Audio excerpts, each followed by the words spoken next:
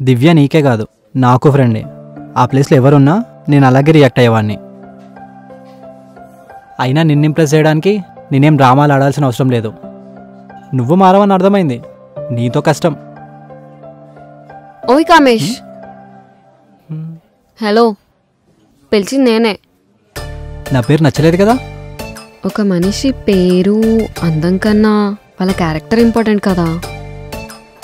ఆహా, అయినా నువ్వు నీ పేరు మార్చుకుంటావో లేదో అని చిన్న టెస్ట్ చేశా. కానీ నువ్వు యాక్సెప్ట్ చేయకుండా నీలానే ఉన్నావు కదా, నాకు చాలా నచ్చింది. మరి ఇంత టైం ఎందుకు పట్టింది? అబ్బా, నీకు ఇప్పుడు రీజన్స్ కావాలా నేను కావాలా? అయినా నాకు కొంచెం మెచ్యూరిటీ రావాలని దివ్య ఎప్పుడు అంటూ ఉంటుంది.